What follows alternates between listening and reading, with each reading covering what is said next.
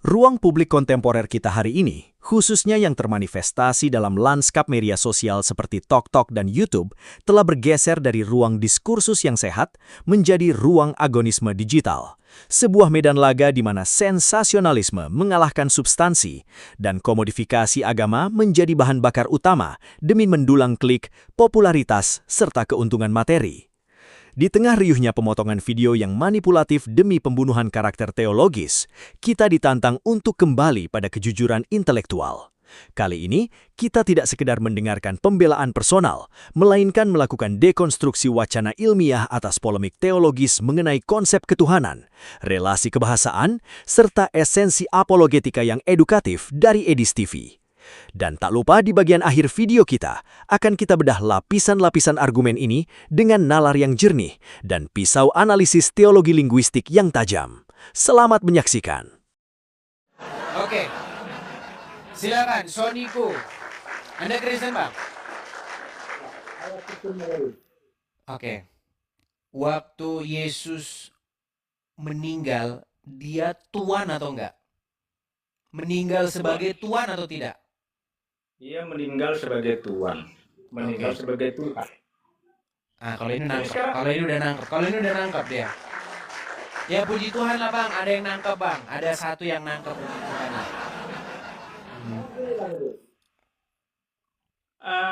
Saya rasa kalau membahas tentang Tuhan dan Tuhan, saya rasa itu sudah kelar itu, nggak perlu kita perdebatkan lagi. Jadi kalau ada teman-teman yang kurang paham tentang itu, saya rasa lebih baik belajar di luar lagi lah, jangan di komal-komal seperti ini. Karena itu mungkin nanti kalau teman-teman berdebat tentang itu ke room sebelah, itu akan menyakitkan dan mempermalukan kita sendiri.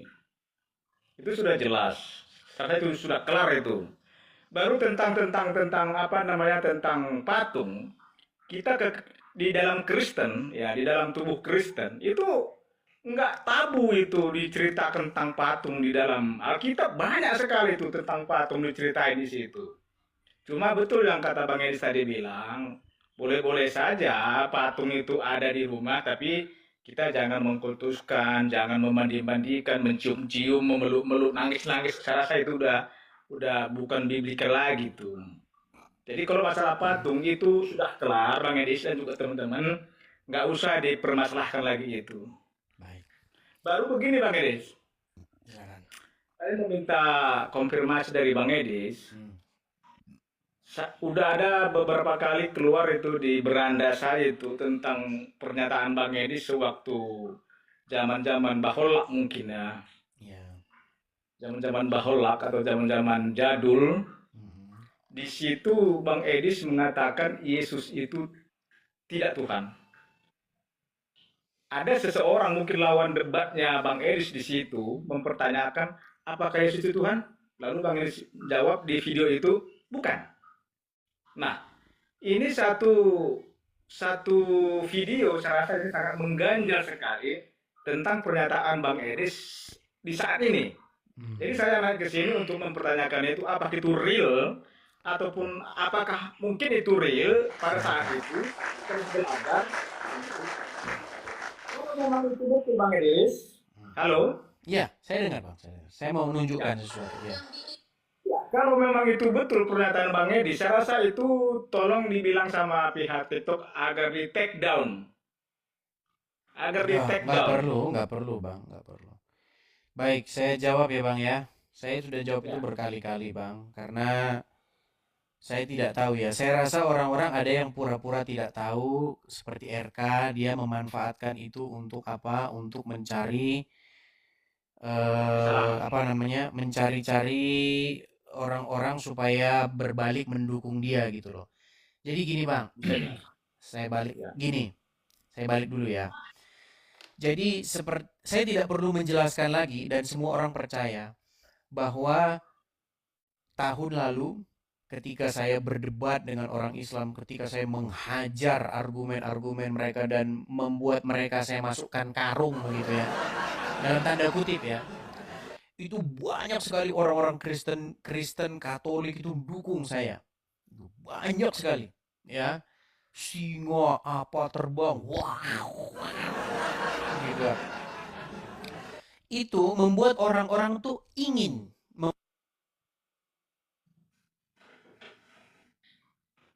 Wow. membuat orang-orang itu menginginkan itu. Nah, sehingga orang harus memelintir atau membuat sesuatu sehingga saya itu nampak seperti mengecewakan orang-orang tersebut. Nah, contohnya video yang Abang bilang tadi.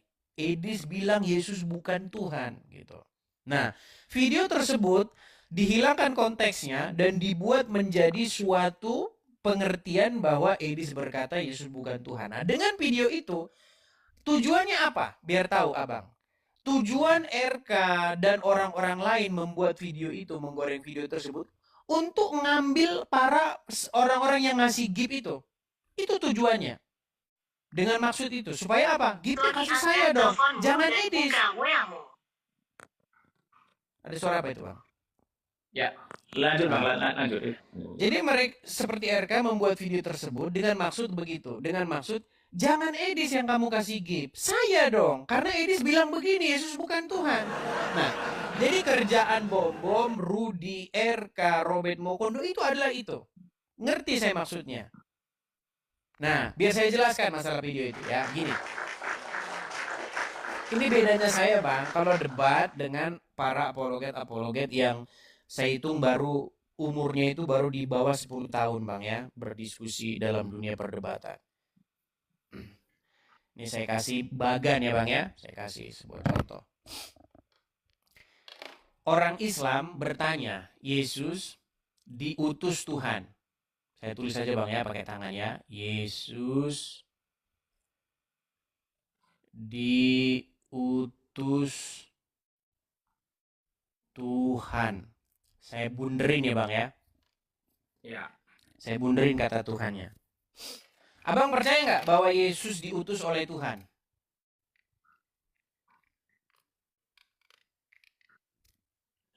Yesus diutus oleh Tuhan. Nah, ini agak blunder juga nih. Kok blunder? Di mana blundernya? Gini aja lah, saya uraikan dulu, Ya, Coba abang buka Yohanes 17 ayat 3, coba. Aduh, Alkitab di mobil pula Bang Edis.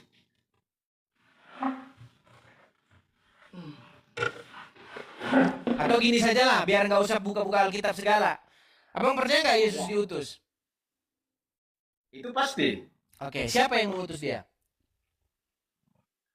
Allah Bapa. Ya, Tuhan nggak dia? Tuhan. Bapa di surga itu Tuhan nggak? Tuhan.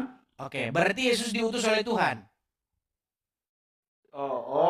Berarti kata Tuhan di sini merujuk sama yang Allah Bapa, ya? Iya, itu Bang maksudnya. Jadi waktu orang Islam berkata Yesus Tuhan atau bukan, maksudnya itu yang mengutus Yesus itu loh.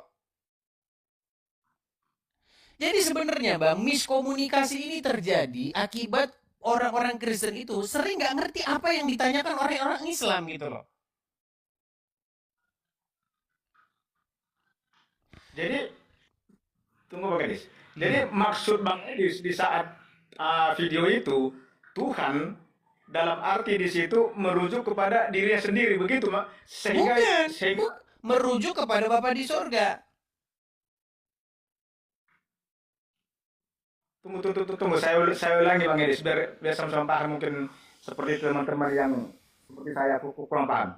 Jadi di sini di video tersebut waktu Bang Edis mengatakan Yesus bukan Tuhan, bukan maksud saya, Bang Edis, begini. Orang Muslim berkata Yesus diutus oleh Tuhan. Tuhan maksudnya di sini Bapa di surga. Nah, berarti Yesus bukan Tuhan dong. Nah, di dalam bukan Tuhan dong, bukan Tuhan Bapa di surga dong. Iya jelas iya, maksudnya memang iya. Oh, iya benar, benar. Kan debat kusir itu kan di situ Bang terjadinya, Bang. Gitu. Perdebatan antara Islam dan Kristen tuh di sini gitu loh. Orang Islam itu tahu bahwa Yesus diutus Bapa di surga. Bapa yang mengutus aku, Bapa mengutus aku diutus, ya kan? Inilah hidup yang kekal itu, bahwa mereka percaya bahwa engkaulah satu-satunya Allah yang benar dan percaya Yesus Kristus yang telah engkau utus. Nah, jadi di dalam pikiran orang Islam, Yesus diutus oleh Tuhan Bapa di surga. Berarti Yesus bukan Tuhan dong? Ya betul. Betul, Yesus bukan Tuhan, Tuhan Bapa di surga. Oh, maksud Bang Edis Tuhan di Ngerti nggak sini. maksud saya? Ya, tunggu biar saya tangkap dulu, nanti dikoreksi Bang Edis. Maksud Bang Edis di sini, Tuhan dalam percakapan kalian itu, Bang Edis berpikir bahwasannya Tuhan itu merujuk sama yang sang pencipta gitu. Bapa di Sehingga surga. sehingga Bang Edis menyatakan Yesus itu bukan sang Allah yang apa namanya sang Bapa itu, kan kira-kira begitu maksud pikiran Bang Edis, sehingga Bang Edis Oh, gini aja, saya iya. bersihkan lagi ya, saya bersihkan lagi, biar karena berat saya, berat Mulai saya, paham saya. tugas Saya saya itu mulai berat, saudara-saudara, berat. Oke, saya buat saja lah ya. Ini Bapa di surga, Kemudian nih Yesus yang diutus. Oke. Oke, Bapa di surga mengutus Yesus, betul? ya. Oke, Bapa di surga mengutus Yesus. Berarti Bapa di surga Yesus atau bukan? Ya bukan Bukan. Oke, Bapa di surga Tuhan nggak? Tuhan. Oke, Bapa di surga Tuhan. Yesus Tuhan nggak? Ya Tuhan. Tuhan atau Tuhan. Tuhan atau Tuhan tuh sama aja, Bang. Gak usah pak. Ya kita Kalau pakai Tuhan nanti nggak pakai Tuhan nanti jadi nanti. Oke, Yesus Bapa di surga Tuhan atau Tuhan, Yesus Tuhan atau Tuhan. Nah, baik. Ketika orang Islam bertanya, Bang, Yesus bukan Tuhan, maksudnya Tuhan yang ini loh, Bang. Tuhan yang merujuk ke sini loh, ke sini. Oh, Allah Bapa itu. Iya, makanya berarti Yesus bukan Tuhan dong, bukan Tuhan ini, bukan ini, Tuhan yang ini nih maksudnya ini. Ya jelas bukan, makanya orang Kristen sama Islam tuh debat ya di seputar ini aja gitu loh. Bang. Oke, Bang. Sama seperti kata Rob yang sering saya bahas dulu, Bang. Rob, Muhammad Rob atau bukan? Ya. Nah, terus kalau begitu Aminah menggendong Rob nggak? Ya, berarti Robnya digendong-gendong kalau begitu. Ini kan udah ini. Ini sebenarnya sama aja, Bang. Kata Rob dengan kata kurios ini kata yang sama. Debatnya itu cuma di situ-situ aja, Bang, sebenarnya. Ya. Penjelasannya itu sudah paham, saudara. Iya, makanya saya bilang itu, kenapa orang jadi debat? Karena orang nggak ngerti definisi Tuhan, definisi Tuhan, atau definisi Rob. Begitu, definisi kurios. Seperti itu. Untuk orang-orang yang dablek yang setengah mati ya mau gimana? Sudah.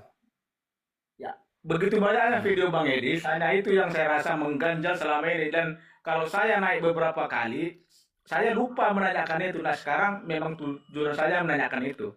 Jadi sudah terjawab sudah. Baru satu lagi Bang Edis. Satu lagi boleh ya? Jangan diborong semua, Bang. Yang di bawah mau naik lagi nih, Bang. 2 menit. Ya, silakan. Begini Bang Edis. Boleh nggak Bang Edis itu kalau membuat satu statement jangan sarkas gitulah. Kenapa saya bilang jangan? Ya maklumlah seperti Bang Edis tadi bilang, ya mereka mengatakan kita 78, tapi yang mayoritas lah itu kan. Kalau minoritas enggak lah ya, oke. Jadi memang Bang, kalau sarkas itu kalau kita mempelajari ilmu filsafat, ya itu dibuat ataupun disuruh kita membuat sarkas, tujuannya ada biar ibaratnya melibas, biar didengar orang, kira-kira begitu. Itu memang bagus itu sarkas. Tapi kalau khusus untuk seperti kayak gini Bang Edis, kalau Bang Edis membuat satu statement dengan sarkas seperti itu, ya banyak kita nanti yang kurang paham dan selalu bingung, ujung-ujungnya tersandung. Iya. Tapi gini bang, eh saya memang tidak bisa membuat ini satu seri kelar. Ini harus berseri-seri bang. Jadi teman-teman mungkin nanti akan sedikit merasa kecewa, tapi nggak apa-apa karena ini harus saya jelaskan terus. Karena walaupun sudah saya jelaskan di sini, teman-teman yang lain tuh sifatnya pasif begitu. Mereka hanya mau nonton, duduk tidur.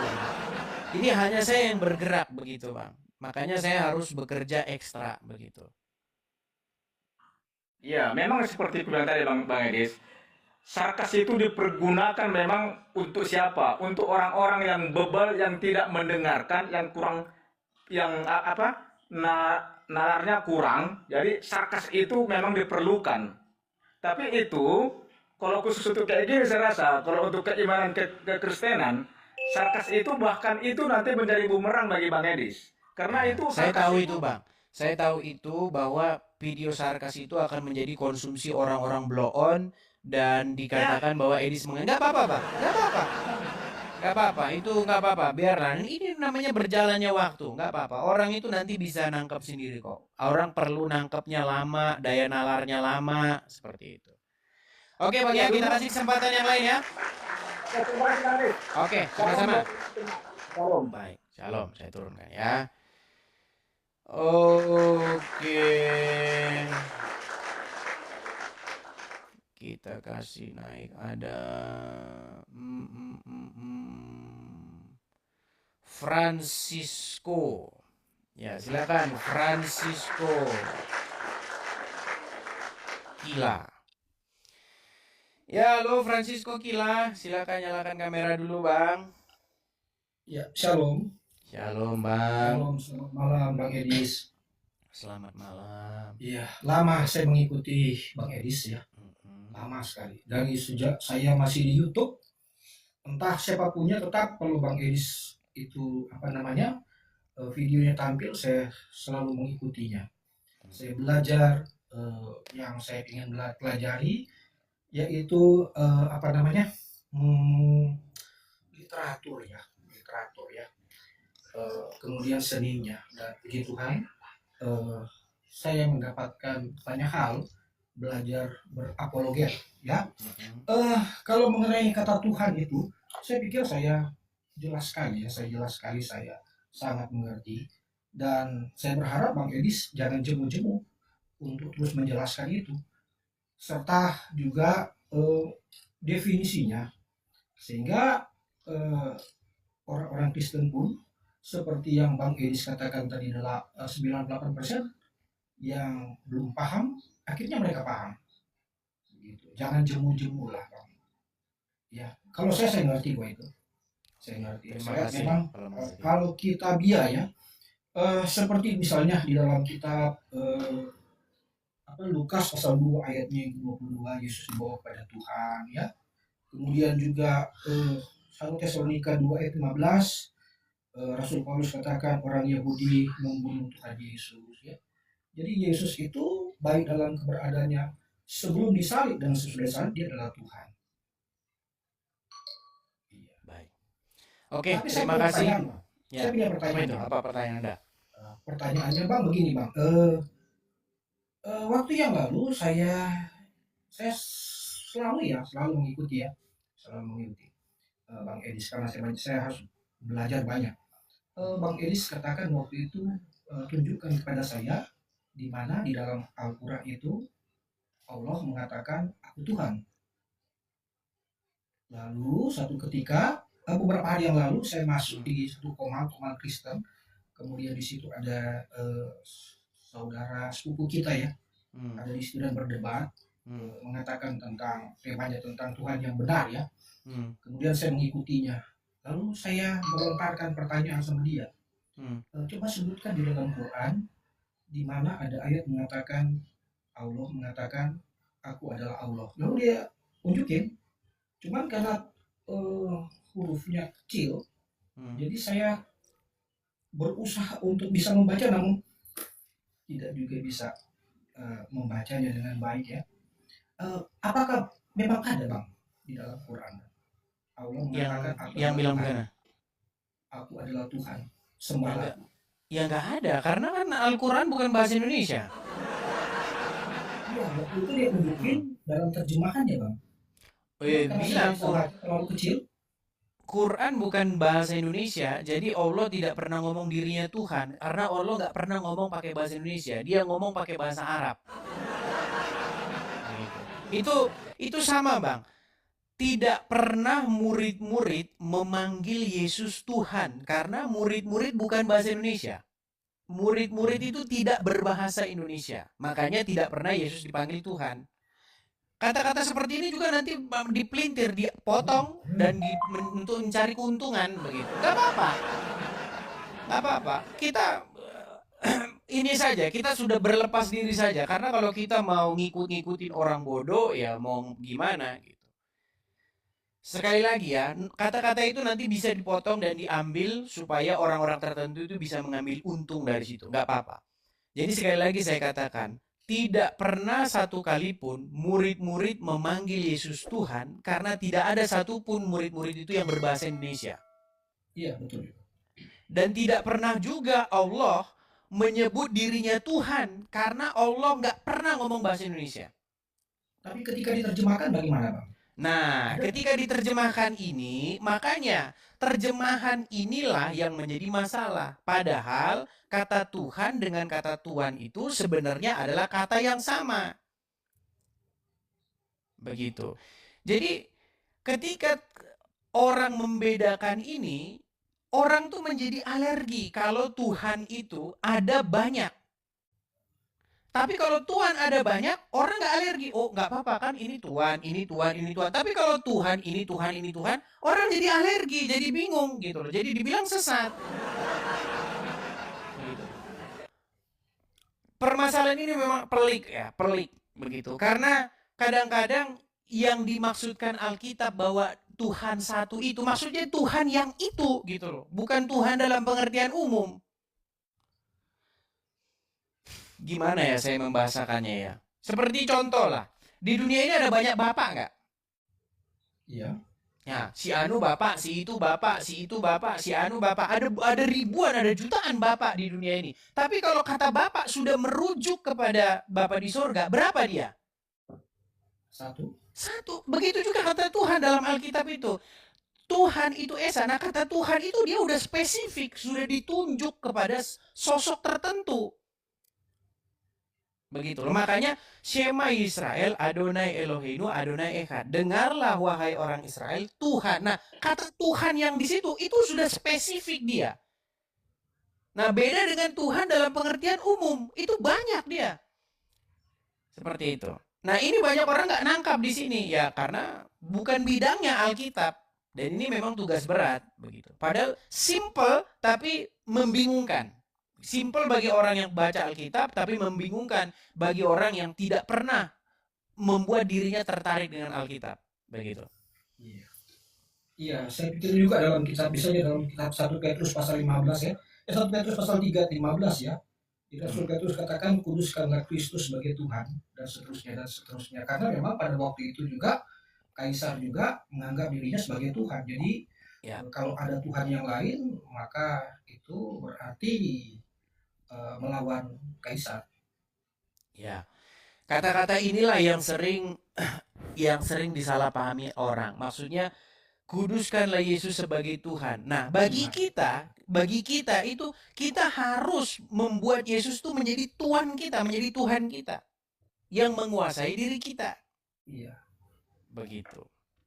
Iya, benar. Yang berotoritas atas kita. Iya, yang otoritas, yang memerintah diri kita, begitu. Ya, kalau kurios kan tidak hanya kepada Yesus, tapi pada waktu itu zaman Petrus dalam surat Petrus pasal 1 ayatnya yang ke pasal 1 Petrus 3:15 itu kan juga merujuk kepada Kaisar. Kaisar kan juga menganggap dirinya sebagai kurios. Ya. Ya. Tetapi yang tadi Bang, yang saya katakan tadi Bang, pertanyaan saya dalam Quran ada nggak itu Allah mengatakan bahwa dia adalah roh? Nggak ada.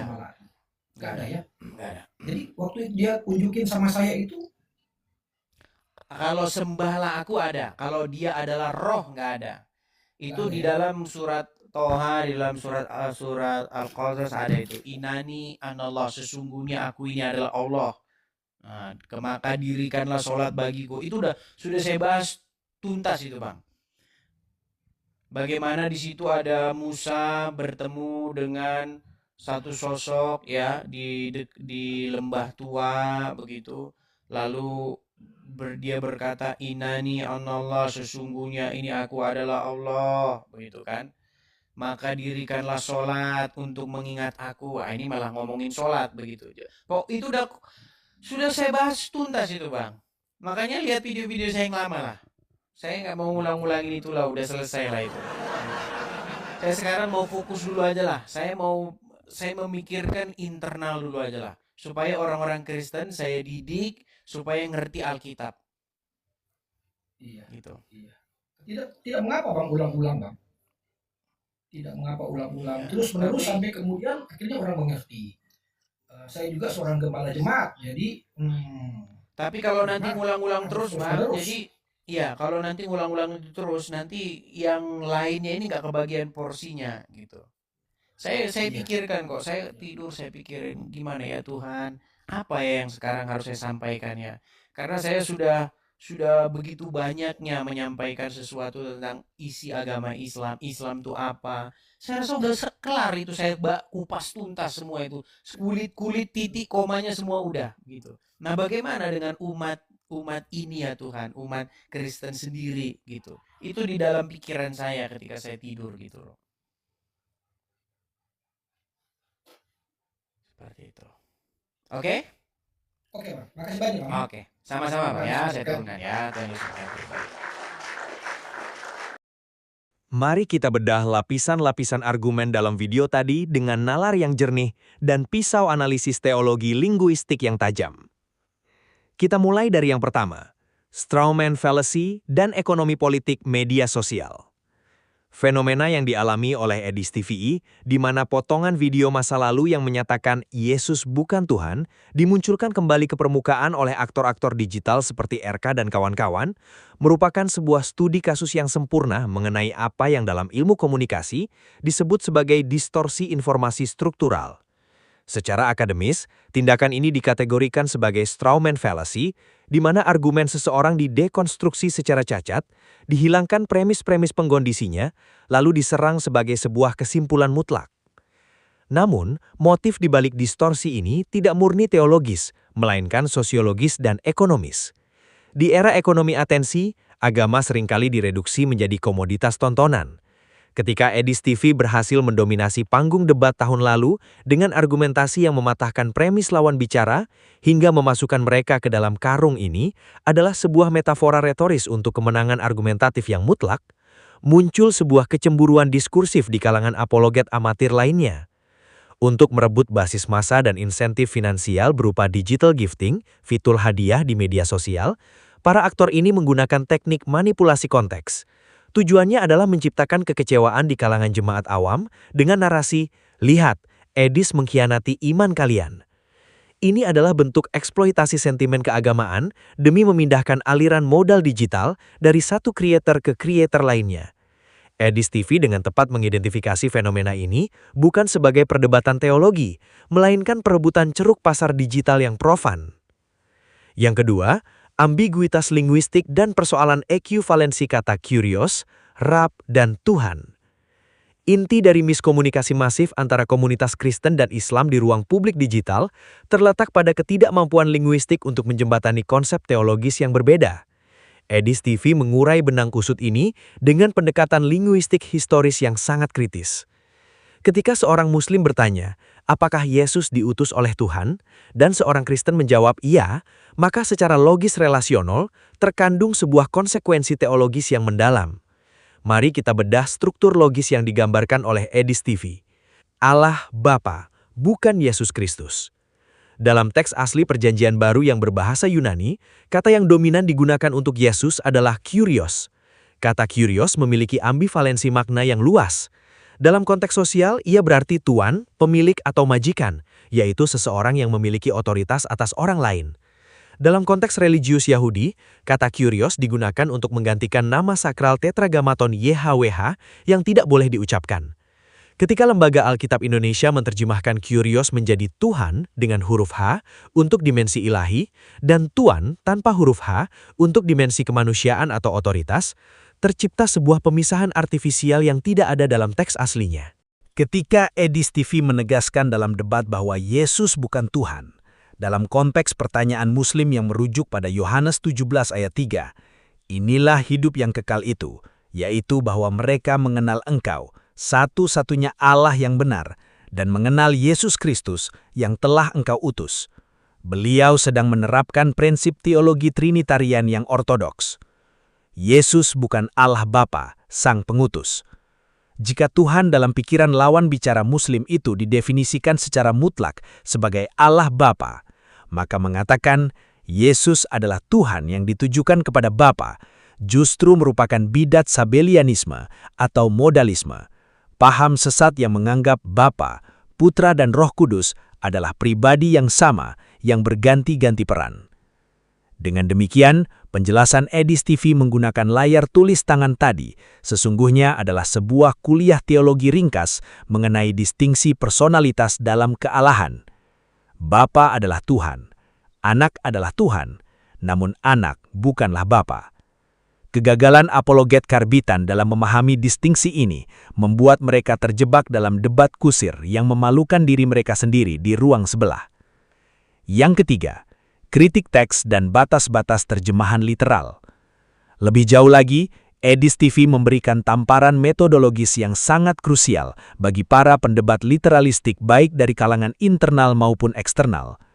Ketika lawan diskusi bernama Francisco menanyakan apakah dalam Al-Quran, Allah pernah secara eksplisit menyebut dirinya sebagai Tuhan, ataukah murid-murid pernah memanggil Yesus dengan kata Tuhan, jawaban Edis TV sangat menohok.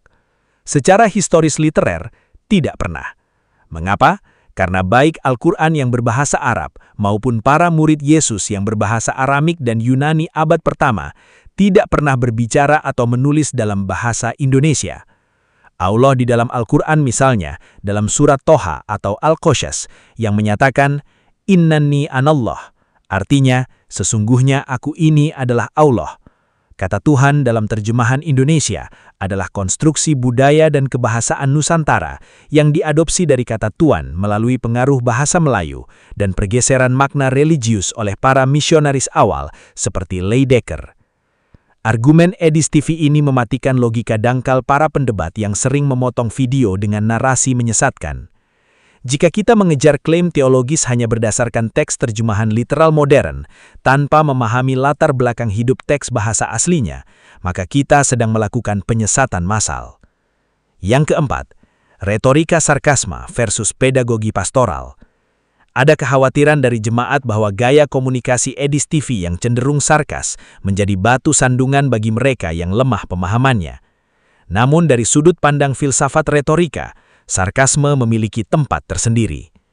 Sarkasme yang digunakan Edis TV bukanlah hinaan tanpa arah, melainkan sarkasme Sokratis, sebuah instrumen provokasi intelektual yang bertujuan untuk meruntuhkan rasa tahu dari orang-orang yang bebal, yang nalar logisnya tumpul, namun merasa paling memahami teologi. Meski demikian, kita melihat adanya evolusi visi pastoral dari seorang Edis TV. Beliau menyadari bahwa panggung polemik debat antar iman telah mencapai titik jenuh. Struktur Islam sudah beliau bedah hingga ke akar-akar teksnya dalam video-video lama. Kini, beban terbesar beliau adalah edukasi internal. Sangat memprihatinkan bahwa ada klaim 98% umat belum sepenuhnya memahami distingsi teologis yang mendasar ini karena sifat jemaat yang cenderung pasif, hanya ingin menonton, duduk dan tidur, tanpa mau menggali Alkitab secara serius. Tugas mengedukasi internal inilah yang diakui Edis TV sebagai tugas yang berat, yang bahkan terbawa hingga ke dalam mimpi dan doanya sebelum tidur. Pada akhirnya, kebenaran tidak pernah dilahirkan dari potongan-potongan video berdurasi 15 detik yang digoreng demi algoritma dan segenggam koin digital. Kebenaran menuntut ketekunan untuk membaca, kerendahan hati untuk belajar, dan keberanian untuk melihat melewati teks terjemahan. Edis TV telah memberikan kita sebuah teladan penting bahwa apologetika Kristen yang sejati tidak boleh sekedar menjadi ajang pamer ego di ruang komal, melainkan sebuah tanggung jawab akademis dan pastoral untuk mendidik umat agar memiliki nalar yang sehat dan iman yang kokoh. Biarlah mereka yang ingin memelintir kata terus memelintirnya, sebab waktu akan menyaring mana emas murni dan mana tembaga yang berkarat. Teruslah mendukung edukasi yang sehat, tetaplah kritis, dan jadilah jemaat yang dewasa dalam iman dan ilmu pengetahuan.